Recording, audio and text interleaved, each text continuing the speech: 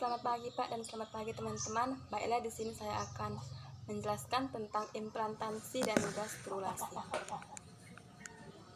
Pada slide ini saya akan menjelaskan mengenai implantasi.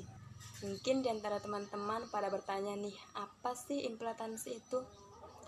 Jadi, implantasi atau disebut juga dengan nidasi merupakan proses tertanamnya embrio yang merupakan hasil dari konsepsi ke dinding uterus atau endometrium atau yang biasa dikenal dengan dinding rahim untuk selanjutnya mengalami perkembangan menjadi janin atau embrio.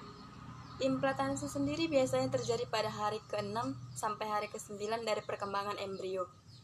Nah, selanjutnya, di mana sih tempat terjadinya implantasi itu? Implantasi terjadi pada endometrium atau dinding rahim. Bisa kita lihat pada gambar yang ada di sampingnya bahwa hari ke-8 sampai hari ke-9 embrio memulai implantasinya. Jadi pada gambar ini sudah terlihat jelas kan bahwa embrio ini letaknya sudah berada di rahim atau lebih tepatnya menempel pada dinding rahim.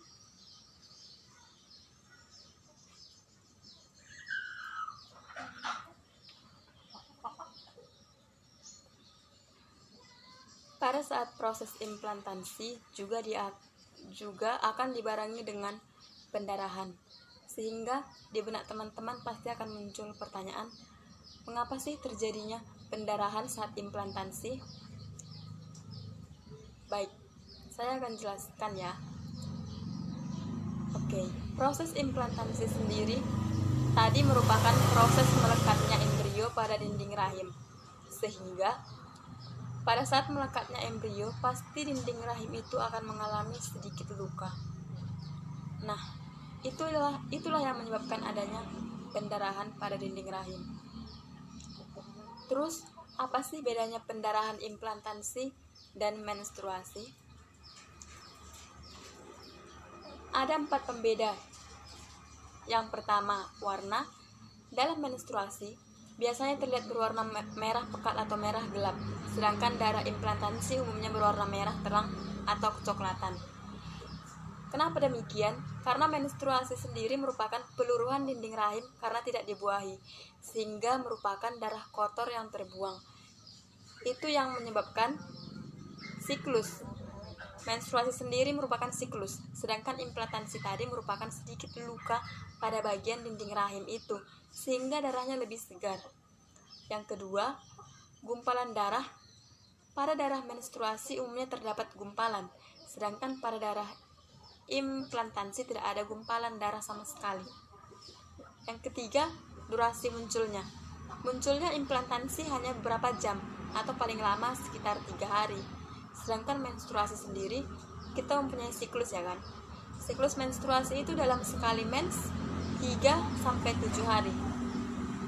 Dan yang keempat, yang terakhir, jumlah darah yang keluar. Darah menstruasi akan lebih banyak dibandingkan dengan darah implantasi. Bahkan implantasi itu biasanya hanya bercak-bercaknya saja yang timbul. Selanjutnya ada pembahasan mengenai proses implantasi. Jadi, implantasi itu memiliki 4 tahap pemrosesan ya. Sebelum kita masuk ke tahapnya, di sini saya akan menjelaskan bahwa embrio terdapat 3 bagian. Yang pertama itu ada zona pellucida, yang kedua itu ada sel troboblast, yang ketiga sel janin tersebut. Proses atau tahapan yang pertama itu, yang pertama, ketika blastosit menempel pada endometrium, zona pellucida akan terlepas dan troboblastnya akan menempel pada endometrium atau dinding rahim untuk berkembang menjadi plasenta. Jadi, di sini bisa kita lihat pada gambar yang pertama ini sebelah kiri bahwa ketika blastosit menempel, maka zona pellucidanya akan melepas, sehingga yang tertempel hanya troboblast dan sel dalamnya. Yang kedua, saat troboblast kontak dengan endometrium atau sel dinding rahim, sel akan melepas pencernaan protein agar sel troboblastnya itu mampu masuk ke endometrium atau dinding rahim. Jadi di sini membran plasma itu akan terregenerasi membentuk sinisitum yang yang multinukleat untuk menjadi plasenta bagian fetal. Yang ketiga itu ada jaringan endometrium yang mengalami modifikasi pada tempat implantasi disebut DESI2. Melalui respon cara kimia, sel endometrium mensekresikan prostaglandin yang menyebabkan peningkatan vaskularisasi dan peningkatan nutrisi. Jadi ini daerah yang berwarna garis-garis merah ini pada endometrium disebut daerah DESI2. Nah, di daerah inilah sel endometrium mensekresikan prostaglandin untuk tempat nutrisi nantinya. Jadi sebelum adanya plasenta, ini yang digunakan sebagai nutrisi pada embrio tersebut. Dan yang keempat, itu ada saat implantasi selesai, seluruh blastokis terbenam ke dalam endometrium dan sel trofoblast itu terus mencerna sel DESI2 di sekitarnya untuk menyediakan energi bagi embrio sampai plasenta terbentuk. Nah, kan di sini saat implantasinya sudah selesai berarti blastokisnya tertanam semuanya di dalam endometrium di rahim. Tetapi daerah DESI2 ini masih terus melakukan penyediaan energi untuk embrio sebelum plasentanya terbentuk.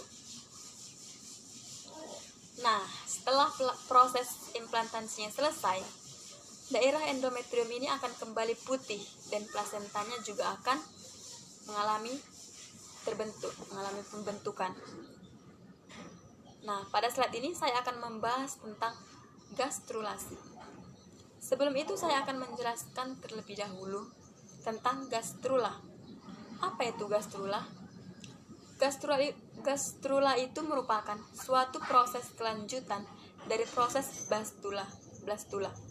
Jika telah terbentuknya gastroselum dan sumbu embrio yang akan menyebabkan pertumbuhan embrio itu lebih memanjang. Nah, tahap ini merupakan tahap proses akhir dari proses gastrulasi. Tahap-tahap gastrulasi ditandai dengan proses perluasan dan penutupan kuning telur oleh blastodrem ke arah blastopora, sehingga seluruh bagian kuning telur tertutupi oleh blastodrem. Seperti halnya di gambar. Perbedaan blastula dan gastrula. Yang pertama, di blastula kuning telurnya masih sangat banyak, sedangkan di gastrula itu sudah sedikit karena tertutupi oleh blastodrem. Yang kedua, pada stadium gastrulasi berlangsung sampai terjadinya pembentukan 3 lapisan, yaitu ektodrem, endodrem, dan mesodrem. Pada saat gastrulasi ini berlangsung, maka akan terjadi pembentukan perisai embrio dan pergerakan sel dari blastomer di kutub anina. Sel-sel tersebut akan melakukan pergerakan ke kanan, ke kiri, ke depan, dan ke belakang dengan sebagian kuning telur tertutupi. Nah, sekarang saya akan menjelaskan tentang gastrulasi. Apa itu gastrulasi? Gastrulasi merupakan suatu tahapan di mana tahapan ini membentuk suatu lapisan. Nah, di tahapan ini memiliki ciri adanya gastrosel atau arsenterol. Nah, di tahapan inilah terjadi diferensiasi pertama. Pada tahapan sebelumnya atau tahap blastula belum terjadi diferensiasi pertama. Kenapa? Karena sel-sel beraksi dengan cara yang sama. Nah, di slide ini ada proses gastrulasi. Proses gastrulasi yang pertama menempatkan area perspektif endodrem ke dalam. Yang kedua, membungkus embrio dengan perspektif ektodrem. Yang ketiga, menempatkan mesodrem di antara endodrem dan ektodrem. Dan yang keempat, membentuk arkenteron, bakal saluran pencernaan primitif. Jadi di sini, gastrulasi sebagai suatu proses di mana sel-sel berkembang menjadi embrio untuk mengubah massa sel dalam tahap blastokista menjadi embrio yang berisi 3 lapisan germinal primer. Nah, hal ini akan mentransformasikan blastula menjadi embrio berlapis 3 yang disebut dengan gastrula. Nah, itulah materi pembahasan implantasi dan gastrulasi dari saya. Apabila ada kesalahan dalam menyampaikan materi, saya mohon maaf. Terima kasih dan selamat pagi.